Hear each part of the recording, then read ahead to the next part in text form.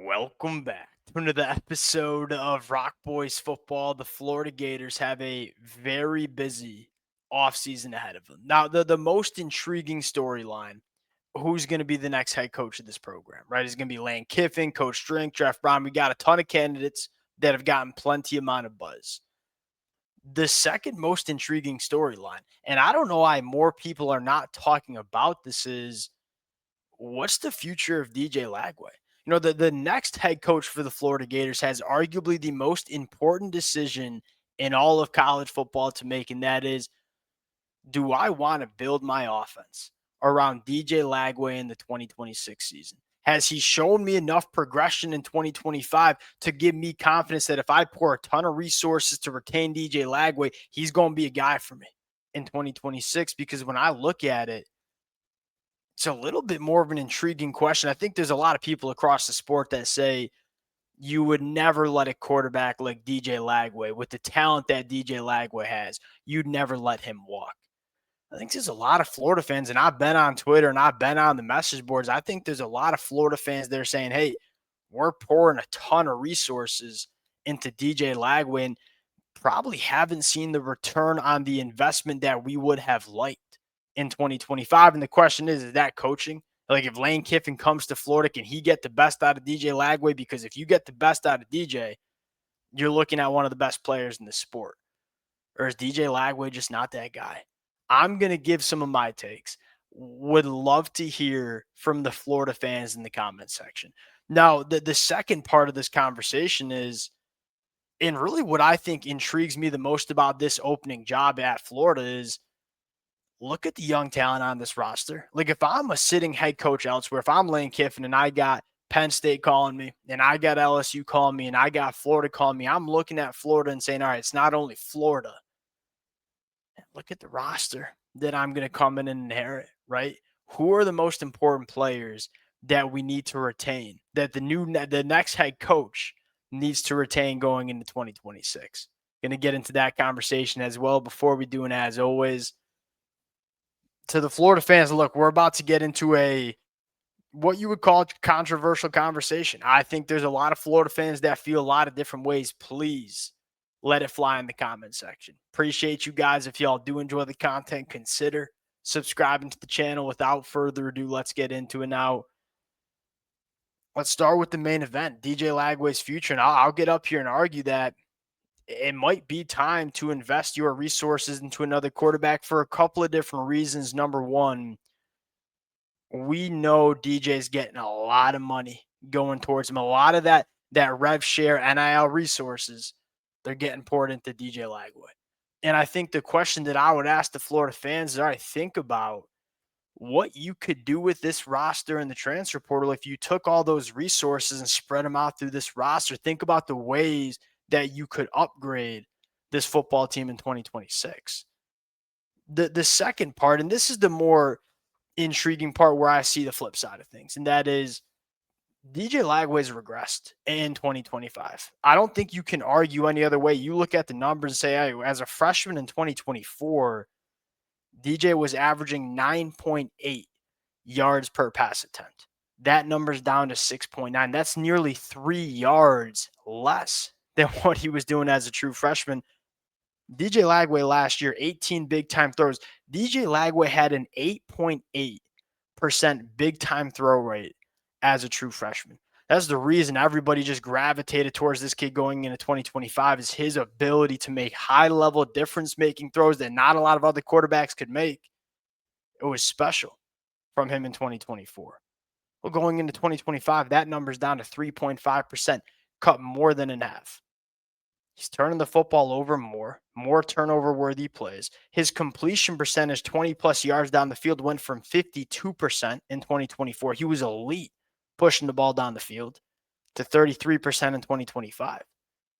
In all those important statistical categories that DJ Lagway thrived in 2024, he's taking a step back in 2025. Now, the question is that on DJ Lagway? Is that fixable? Can a new head coach like Lane Kiffin or Jeff Brown or Coach Drink come in and fix that? Or is it time to find a different quarterback? I would guess that, and then here's the other thing. All right, what if you go out and get Lane Kiffin? Does Lane Kiffin want to bring Austin Simmons with him?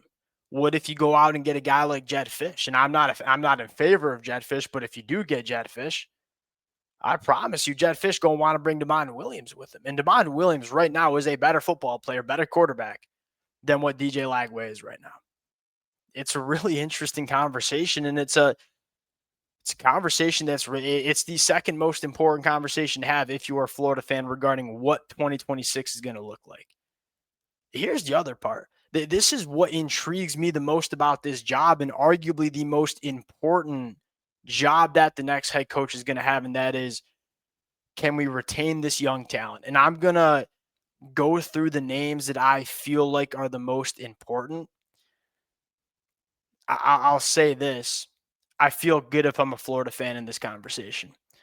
There's a difference between where Florida is and where Penn State is. I think there were a lot of guys on Penn State's roster or committed to Penn State that were playing for James Franklin or that were committed to James Franklin. I think that's a reason why you've seen Penn State's class really fall apart, where Florida's yet.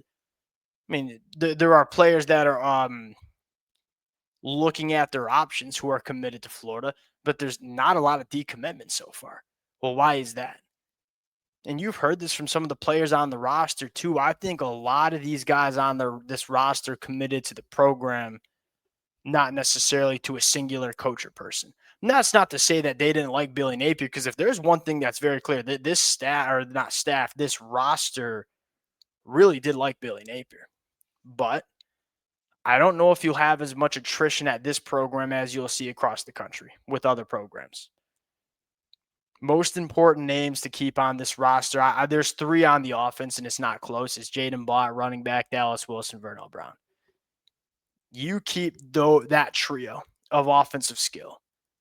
Whoever's your quarterback in 2026 is going to have plenty of firepower to have success. The biggest concern for me is, what's this offensive line going to look like as you have to replace Jake Slaughter, Austin Barber, Damian George?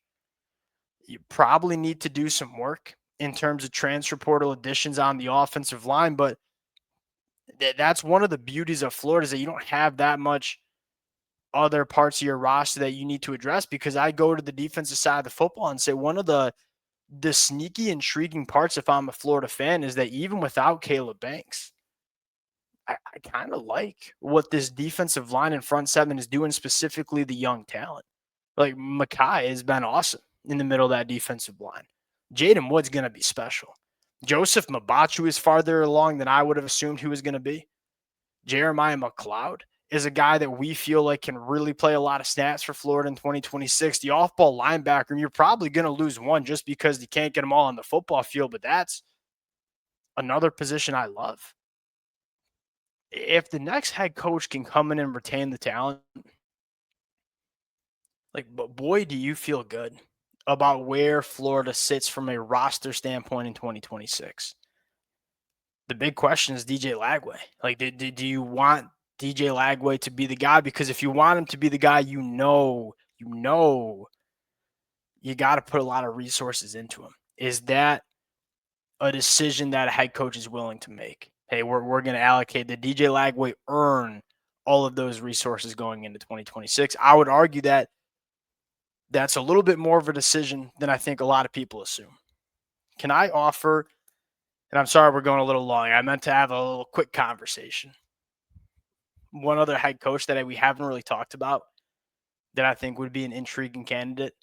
And I'm just testing the water with the Florida fans here. Manny Diaz. Number one, having a ton of success at Duke. Number two, you will not find a coach that has stronger ties to the state than what Manny Diaz has.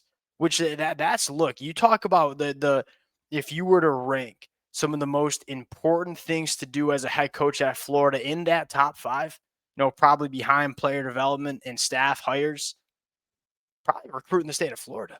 There is so much talent, and if you have a head coach that can beat out Mario Cristobal, beat out whoever's going to be the next head coach at Florida State, beat out Kirby Smart at Georgia for the best talent in the state, It's a huge part of having success at this program, and I think Manny Diaz could do that. I think he could supply you with a national championship caliber defense. And the thing that Manny Diaz has done really, really well at Duke is number one, he's winning at a program that's very hard to win at. Elite staffing hires and a really good young quarterback that maybe he would bring to Florida too if you hired him.